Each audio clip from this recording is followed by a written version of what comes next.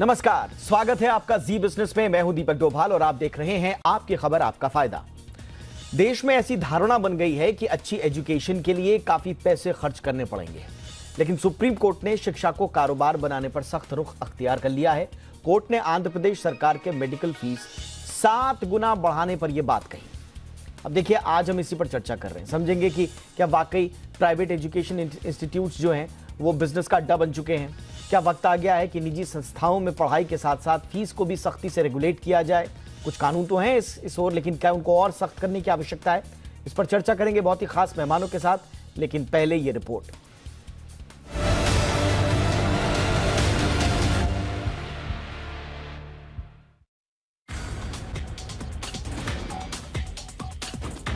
शिक्षा को कारोबार बनाने वाले संस्थान सावधान हो जाएं। अब महंगी फीस को लेकर इनकी नहीं चलेगी। सुप्रीम कोर्ट ने शिक्षा को कारोबार बनाने वाले एजुकेशन इंस्टीट्यूशंस पर सख्त रुख अख्तियार कर लिया है।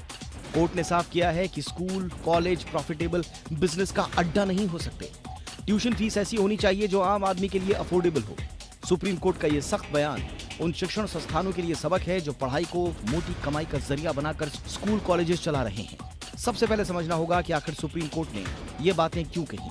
दरअसल आंध्र प्रदेश सरकार ने सितंबर 2017 को अपने सरकारी आदेश में एमबीबीएस के छात्रों की ट्यूशन फीस में बढ़ोतरी की थी। फीस की यह बढ़ोतरी कोई मामूली नहीं बल्कि 7 गुना ज्यादा थी। मामला हाईकोर्ट गया।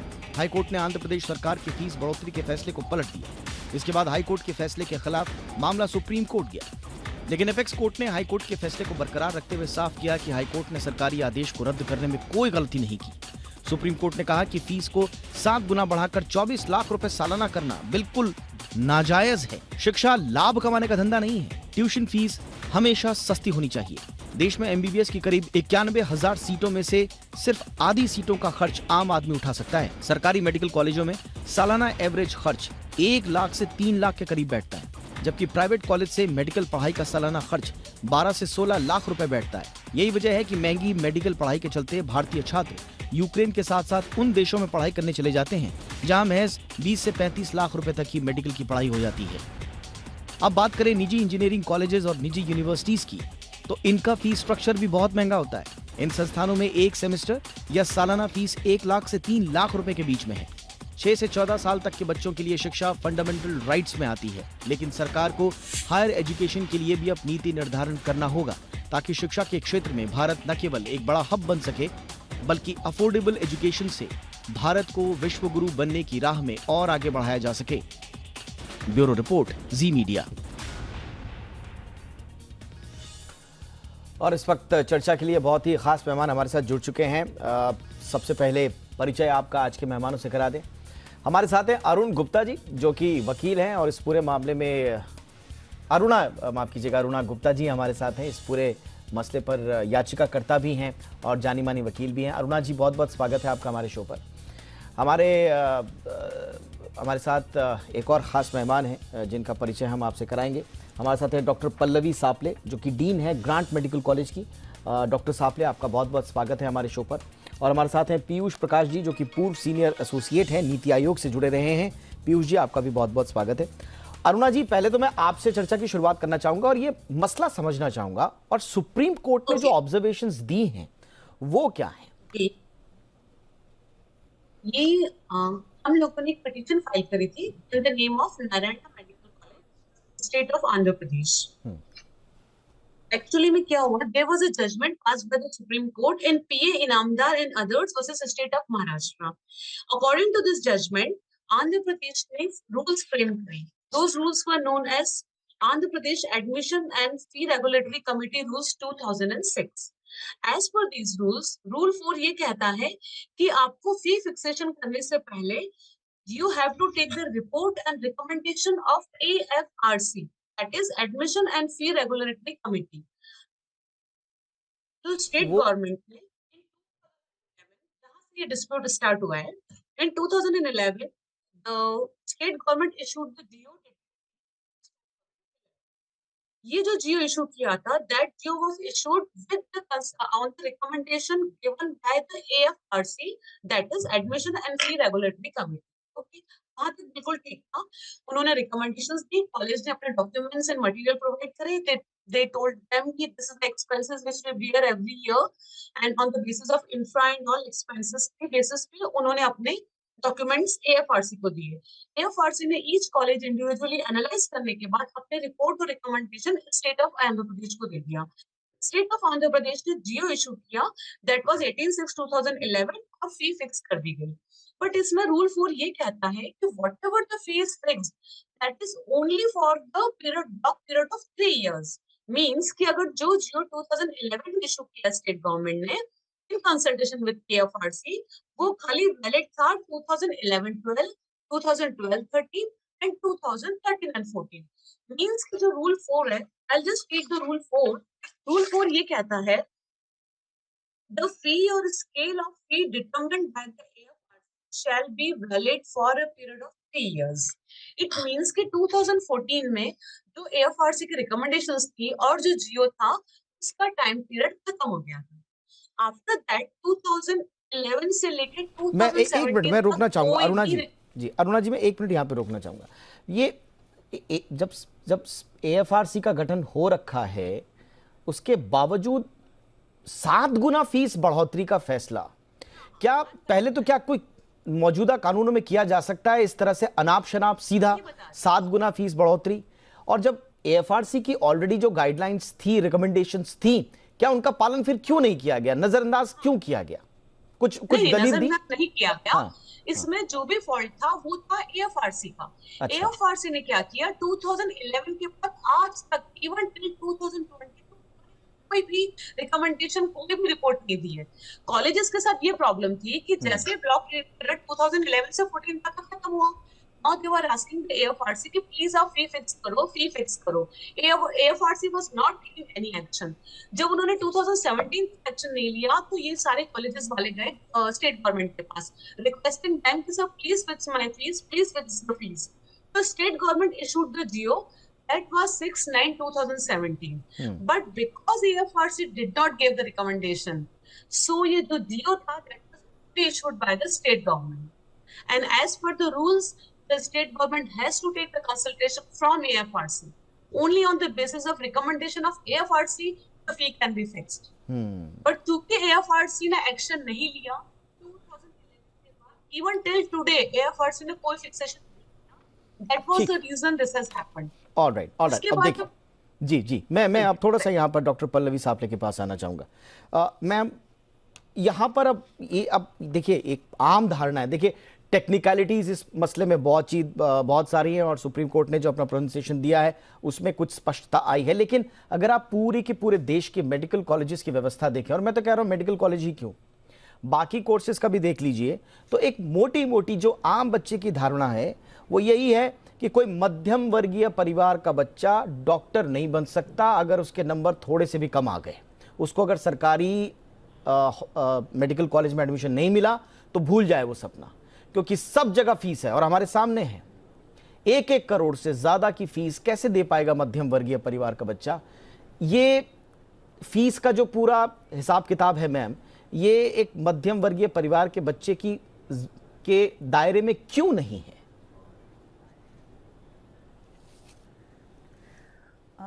मैं ये कहूँगी कि प्राइवेट मेडिकल कॉलेजेस का ट्रेंड 50-60 सालों से चल रहा है, लेकिन ज़्यादातर कॉलेजेस पिछले 15 या 20 सालों में बने, 30 सालों से थोड़े ज़्यादा कॉलेजेस बन गए हैं। तब फीस का ट्रेंड पे कोई रेगुलेशन नहीं था। मतलब हमने ऐसा सुना था कि ऑफिशियली अलग अमाउंट, अनऑफिशियली अलग अमाउंट चलती थी। अभी तो फिर भी थोड़े रेगुलेशंस आ गए हैं और एक धारणा हमारे देश में है और वो अच्छी धारणा है कि शिक्षण ये प्रॉफिटेरिंग बिजनेस कभी होना नहीं चाहिए।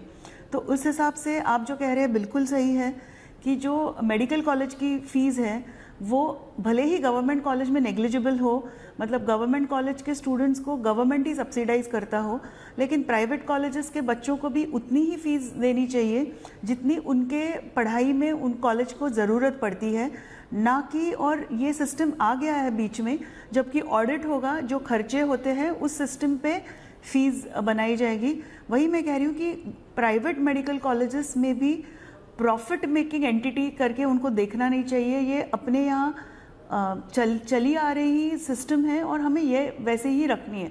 It can't be used for profit, or it should not be used for profiteering for certain. That is the stand we ma'am should क्या always ये have, and I agree with that. Yes ma'am, लेकिन ma'am क्या ये सिर्फ slogan रह गया है? आज सुप्रीम कोर्ट को कहना पड़ा, तल्ख टिप्पणी आई है सुप्रीम कोर्ट की तरफ से, साफ साफ कहा है कि आप शिक्षण संस्थानों को फायदे का धंधा नहीं बना सकते हैं। लेकिन क्या ये सिर्फ स्लोगन भर है मैम? क्योंकि आप देखिए मेडिकल कॉलेजेस की जो फीस है और जो 50% का जो कैप है उसका किस तरह से बेजा इस्तेमाल किया जाता है।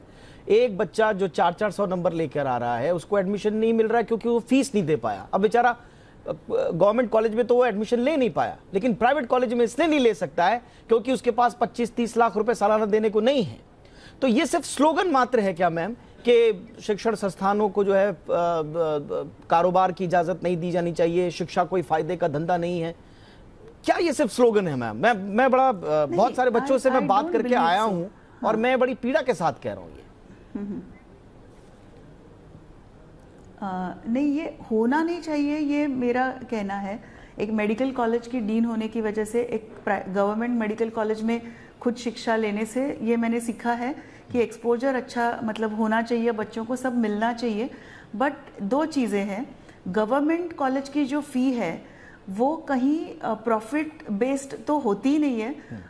उसमें एक गवर्नमेंट, कोई भी स्टेट गवर्नमेंट हो या सेंट्रल गवर्नमेंट हो, वो एक फीस बेसिस करती है, लेकिन उस पर कुछ ऑडिट नहीं रहता।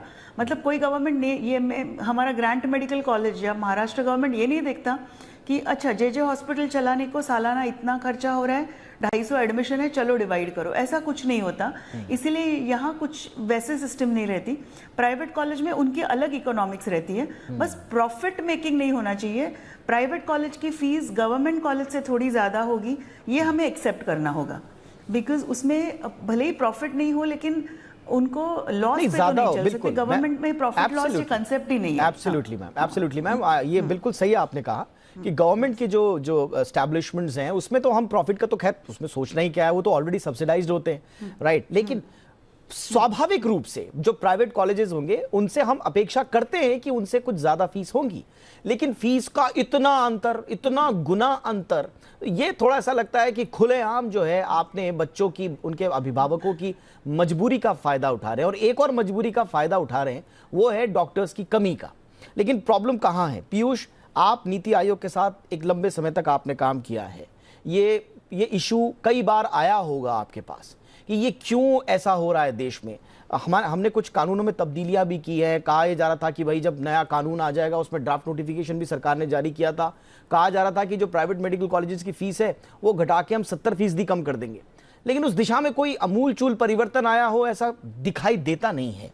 तो पीयूष, क्या आप लोगों के पास जब ये इशू आया, क्या आप ऑब्जर्वेशंस हैं इसमें सरकार के, नीति आयोग के, और कुछ रिजल्ट्स, कुछ ऐसा कोई ठोस इसका समाधान निकले, इस दिशा में कुछ बातचीत कभी हो पाई?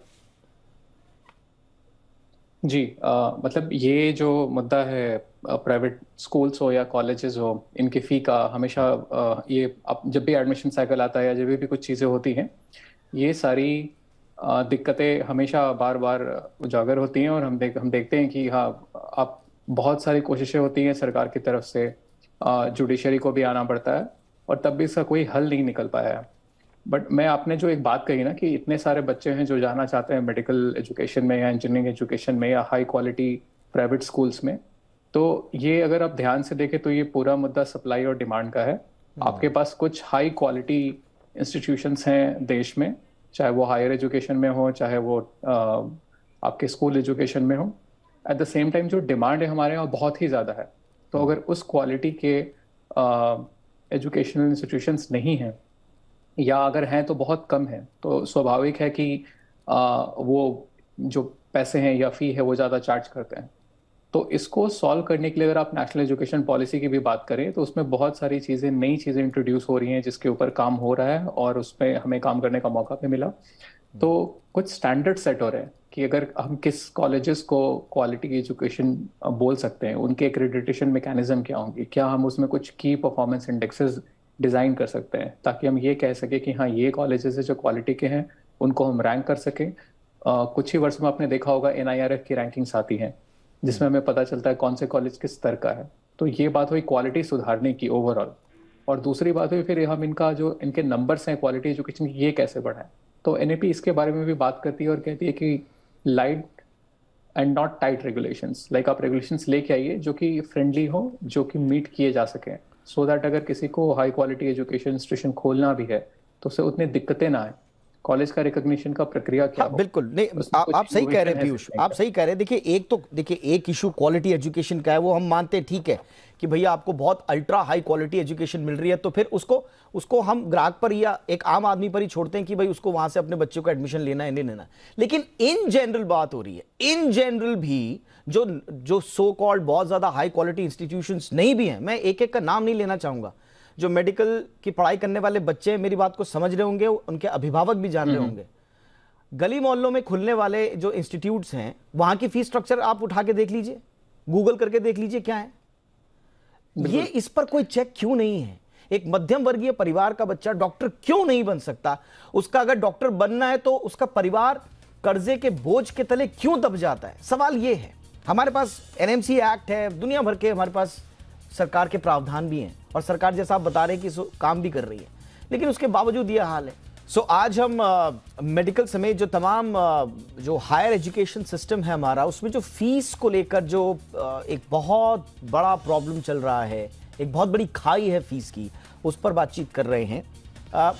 अरुणा जी, अगर हम ये आंध्र प्रदेश का केस अगर थोड़ा सा अलग भी रखें, ये पूरा जो राष्ट्रीय स्तर पर जो हमारा मेडिकल फीस का ताना बाना है, और इसमें लगातार शिकायतें आती रहती हैं। जब एनएमसी एक्ट 2019 आया, उससे पहले इंडियन मेडिकल काउंसिल एक्ट था 1956 का, नया कानून आया तो ये लगा कि उसमें बाकायदा प्रावधान भी है कि आप फीस को रेगुलेट करेंगे। लेकिन क्या एनएमसी एक्ट में जो फीस से जुड़ी हुई जो चिंताएं दूर करने की जो वादे थे, क्या वो पूरे नहीं हो पाए मैम? नहीं, 2014 तक तो कोई इशू नहीं था। 2014 तक बिल्कुल फॉलो किए हैं। और आप इफ यू रिमेम्बर, उस वक्त फीस थी खाली 3.5 lakh and 7.5 lakh. 7.5 lakh was with respect to the management quota and 3.5 lakh convenience seats के लिए।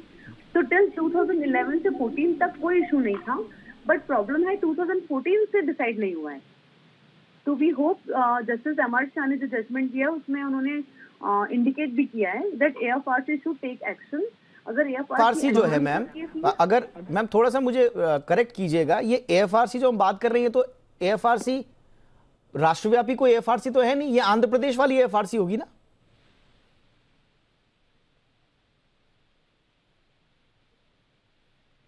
मैम ये जो एएफआरसी है, ये आंध्र प्रदेश वाली है या कोई राष्ट्रव्यापी भी एएफआरसी है? कोई फीस रेगुलेटरी अथॉरिटी है देश में कोई राष्ट्रव्यापी? मैम मुझे लगता है आवाज वहां तक जा नहीं पा रही है। मैं आगे बढ़ूंगा। डॉक्टर सापले, क्या फीस रेगुलेशन को लेकर हमारे पास ऐसा कोई मैकेनिज्म है? देखिए हमारे पास कानून, जैसे मैं जिक्र भी कर रहा हूं, एनएमसी एक्ट और जो गाइडलाइंस हैं, लेकिन क्या वो ऐसी कोई ठोस व्यवस्था है देश में कि जहां पर अपील की जा सके फीस के? अगर किसी पेरेंट को लग रहा है कि भाई फीस ज्यादा हमसे ली जा रही है, या हमारे बच्चे के साथ इनजस्टिस हो रहा है, या सिर्फ महंगी फीस का हवाला देकर उनके बच्चों को उनके अधिकारों से वंचित किया जा रहा है, क्या मौजूदा वक्त में कोई ऐसे कोई रेगुलेटरी अथॉरिटी या कोई मैकेनिज्म है हमारे पास? रेगुलेटिंग अथॉरिटी है, वही तो मैं कह रही हूँ कि 30-40 साल पहले ये कुछ नहीं था। हर कॉलेज अपनी मनमर्जी फीस लेता था, डिमांड और सप्लाई का गेम चलता था, अगर मैं ये थोड़ा क्रूड वर्ड इस्तेमाल करूँ तो। अभी today there is a fee regulating authority for sure. उसके डिटेल्स मैं ज़्यादा नहीं बता पाऊंगी, लेकिन फी रेगुलेटिंग अथॉरिटी है, उसके नॉर्म्स में या उसके दायरे में ही रहना पड़ता है। कभी कभी होता है कि कंसील्ड फीस ली जाती है, हॉस्टल फीस कहीं ज़्यादा ली जाती है। दे कैन ऑलवेज अपील, मतलब महाराष्ट्र स्टेट तक तो मैं कह सकती हूँ, they can always appeal to the medical education department, because वही मतलब ये जो अगर कोई कंसील्ड फीस ले जा रही है तो दे can always appeal and they will be heard. ये मैं जानती हूँ कि अगर ऐसी कोई फीस ये है। एंड अगर हम लॉन्ग टर्म पिक्चर देखेंगे तो मैं कंपेयर कर रही हूँ इंजीनियरिंग स्ट्रीम से और इससे कि something again about demand and supply, कि 5 साल पहले तक अपने यहाँ MBBS की 50,000 सीट्स थी, आज करीबन 1 लाख MBBS सीट्स है अवेलेबल। धीरे धीरे जैसे ये होता जाएगा और बहुत और ज़्यादा हर ज़िले में मेडिकल कॉलेज होगा, I am sure this I am talking long term, with और without regulation the fees will definitely come down as I see it. मतलब ये इंजीनियरिंग का पैरेलल में देख रही हूँ, एंड ये ऐसा होना चाहिए ताकि we get more and more doctors, but ये लॉन्ग टर्म है और ये नेचुरली होगा। But today I am sure I can talk of Maharashtra medical education department will definitely take cognizance of any grievance, ये मैं जानती हूँ। Absolutely ma'am. और देखिए, ये जो फी रेगुलेटरी अथॉरिटी है, आपने सही कहा, अगर आप महाराष्ट्र की बात करेंगे, मध्य प्रदेश की बात करेंगे, उत्तर प्रदेश की बात करेंगे, आपके आंध्र प्रदेश की बात करेंगे, तो ये राज्यों के स्तर पर admission and fee regulatory committees बनाई गई हैं, लेकिन कोई राष्ट्रव्यापी, जहां तक मेरी समझ है, कोई राष्ट्रव्यापी क्योंकि नहीं है, तो लिहाजा ये राज्य सरकारों और उनकी कमिटीज पर छोड़ दिया गया, और वहां पर कभी कभी इस तरह के प्रॉब्लम जो है बच्चों को फेस करनी पड़ती है। इसलिए एक राष्ट्रव्यापी अगर एक सेंट्रल अथॉरिटी हो, मैं शायद गलत भी हो सकता हूं, अगर है तो मेरी जानकारी भी नहीं है, लेकिन अगर नहीं है तो तुरंत होनी चाहिए। ये बच्चों की भी डिमांड है और मुझे लगता है कि एजुकेशन सिस्टम को और सुदृढ़ करेगा। लेकिन पल्लवी मैम, एक चीज और है, हमने अभी एक रिसेंटली एक केस देखा था, हमने देखा कि यूक्रेन में बच्चे जा रहे हैं, चाइना में जा रहे हैं, उज्बेकिस्तान में जा रहे हैं, इन तरह की कंट्रीज में जा रहे हैं MBBS करने के लिए, और वहां से जब वो बच्चे वापस आए युद्धग्रस्त होने के बाद, चाहे वो चाइना से आए वहां के कोविड प्रोटोकॉल्स के बाद, यहाँ पर उन बच्चों को कोर्स को आगे बढ़ाने की इजाज़त नहीं थी, क्योंकि हम नहीं मानते हैं कि वो हमारे स्टैंडर्ड्स में जो हैं वो वहाँ के इंस्टीट्यूशंस उनको पढ़ा रहे हैं। लेकिन मजबूरी आप देखिए ना मैम, अपने देश में उनके पास उस यहाँ के अपने देश के इंस्टीट्यूट्स में एडमिशन लेने का उनके पास पैसा नहीं है, लिहाजा वो विदेशों में जा रहे हैं। तो ये कैसी विचित्र स्थिति है और इससे कैसे पार पाया जाए? Again the same point, demand and supply. जब ज़्यादा से ज़्यादा मेडिकल सीट्स होंगी, मेडिकल कॉलेजेस बढ़ेंगे हर डिस्ट्रिक्ट में, प्राइवेट हो या गवर्नमेंट हो, तो ऑटोमेटिकली अवेलेबिलिटी बढ़ेगी, तो कॉस्ट कम आएगी। ये तो कैपिटलिज्म का प्रिंसिपल है। तो एक चीज़ तो ये होगी, और उन बच्चों को यहाँ के रेगुलेशन ज़रूरी है, बिकॉज मतलब भारत देश का कोई कंट्रोल नहीं है वहाँ क्या पढ़ाते हैं। हम नहीं कह रहे कि अच्छा या बुरा, इसीलिए अभी उनको यहाँ आने के बाद एक एग्ज़ाम, एग्जिट एग्ज़ाम देनी पड़ती है, और गवर्नमेंट ने उनको थोड़ी फैसिलिटीज भी दी है। जिन लोगों ने last few years Ukraine war की वजह से जा नहीं पाए हैं, उनको यहाँ से ऑनलाइन क्लासेस हमने एक्सेप्ट कर दी है। बस इतना ही कहा है कि उन बच्चों ने इंटर्नशिप थोड़ी ज्यादा पीरियड के लिए करनी है, तो अब्जॉर्ब करने की कोशिश कर रहे हैं, बिकॉज हमको क्वालिफाइड डॉक्टर्स चाहिए। बिल्कुल मैम, आपकी बात बिल्कुल सही है। उस मामले में तो देखिए, हमारी अपनी जो प्रोटोकॉल्स हैं, हमारी अपनी शिक्षण पद्धति है, वहाँ पर क्या पढ़ाया जा रहा है हम उन पर भरोसा नहीं कर सकते। लेकिन मैं बच्चों के बाहर जाने की मजबूरी पर बात कर रहा हूँ। पीयूष, क्या हम इसका कोई सॉल्यूशन लेकर आ सकते हैं कि एक विन विन सिचुएशन हो? क्योंकि देखिए, हमें प्राइवेट इंस्टीट्यूट्स भी चाहिए। मैं जब भी इस इशू को उठाता हूं, लोग सोचते हैं प्राइवेट इंस्टीट्यूट्स के खिलाफ है। देखिए, हमें प्राइवेट इंस्टीट्यूट्स चाहिए, क्योंकि जिस तरह की डिमांड और सप्लाई है, गवर्नमेंट कॉलेजेस से हम बहुत ज्यादा उम्मीद नहीं कर सकते, और जिस तरह की हमारी आबादी है, जरूरतें बढ़ रही हैं, हमें प्राइवेट इंस्टीट्यूट से ही डॉक्टर्स चाहिए। लेकिन विन विन सिचुएशन भी तो हो, एक तरफा मनमानी ना चलती रहे। बिल्कुल, आपने सही कहा। जो जितने भी फी रेगुलेशन कमिटीज बनी हुई, चाहे वो मेडिकल एजुकेशन की हो या इंजीनियरिंग एजुकेशन की हो, वो बनी हुई हैं, काफ़ी जगह काफ़ी अच्छे से काम कर रही हैं। जहाँ पे हमने देखा, फॉर एग्जांपल आंध्र प्रदेश में नहीं काम कर रही हैं अच्छे से। तो इसमें दो पहलू हैं। एक तो जो ये फी रेगुलेशन कमेटी होती है, इसे आप जो लोकल लेवल या फिर स्टेट लेवल कह लें, वहीं पे होना चाहिए, क्योंकि वहाँ की जो सिचुएशंस हैं, जो बहुत डिफरेंट सारे एस्पेक्ट्स होते हैं, जिसके बेसिस पे ये फी रेगुलेशन कमिटीज फी बढ़ाती है। उसके बहुत सारे उन्होंने मिलके कुछ पैरामीटर्स दिए होते हैं कि इन्फ्लेशन क्या है। बहुत सारे स्टेट्स ने इसे इन्फ्लेशन इंडेक्स कर दिया। अगर इन्फ्लेशन आपके 6%, 7% से बढ़ रहा है, तो उनको अपने ऑपरेटिंग कॉस्ट करने के लिए 6-7% का फी तो बढ़ाना पड़ेगा। उसके साथ ही और बाकी फैसिलिटीज क्या दे रहे हैं, कौन से लोकेशन में है। बट आपकी वो बात बिल्कुल सही है कि इन सारे मैकेनिज्म के होने के बावजूद ये फॉलो नहीं हो पा रहा है। तो इसके लिए अपीलेट अथॉरिटीज भी होती हैं, जो कि अभी मैम बता रहे थे कि आप उसके अगेंस्ट अपील भी कर सकते हैं। लेकिन अब बात ये कि ये इस पे कितने अभिभावक के पास ये जानकारी है या बच्चों के पास जानकारी है कि ऐसे जो अपीलेट अथॉरिटीज हैं वो एग्जिस्ट करती हैं, और क्या टाइम बाउंड मैनर में वो इन केसेस को डिस्पोज करती हैं। बिल्कुल, देखिए, तो देखिए बच्चे और अभिभावक के मन में तो एक डर होता है पीयूष, उनके मन में एक डर होता है कि हमारे बच्चे का साल खराब ना हो जाए, है ना, क्योंकि ड्रॉप पे ड्रॉप होते हैं, उनको एडमिशन नहीं मिलते, वो थक हार कर आते हैं। अब वो कहते हैं कि चलो कर्जा ही ले लो, कोई बात नहीं, लेकिन चलो बच्चा डॉक्टर बन जाएगा, जब डॉक्टर बन जाएगा तो शायद वो उस अपनी जो कमाई करेगा उससे भरपाई भी कर ले। तो बच्चों की तो ये मजबूरी है। मैं इसीलिए कह रहा हूँ ना, ये इस मजबूरी का फायदा नहीं उठा सकते हैं जो प्राइवेट मेडिकल कॉलेजेस हैं, और बार बार सरकार इंटरवीन करे, सुप्रीम कोर्ट इंटरवीन करे, हाई कोर्ट्स इंटरवीन करे, कुछ तो सोचना चाहिए। बहरहाल ये बड़ा कॉम्प्लेक्स इश्यू है, हर की बहुत सारे अपने अपने पहलू हैं। मेडिकल कॉलेजेस की भी अपनी दलील हो सकती है, आई एम श्योर, और होंगी ही। लेकिन जो सुप्रीम कोर्ट ने इस मामले में टिप्पणी की है कि प्लीज़ आप ये फायदे का धंधा की बात मत सोचिए जब बात शिक्षा की आती है। एक मध्यम वर्गीय, एक निम्न मध्यम वर्गीय परिवार, एक गरीब बच्चा भी है, उसकी बात सोचिए। क्या वो डॉक्टर बनने का अधिकारी नहीं है अगर उसको गवर्नमेंट में उसको एडमिशन नहीं मिला? तो ये सोचना पड़ेगा हम सबको। बहरहाल बहुत बहुत शुक्रिया आप तीनों का। Aruna ji thank you so much, आपने वक्त निकाला। Doctor Saple thank you so much ma'am. Piyush आपका भी बहुत बहुत शुक्रिया।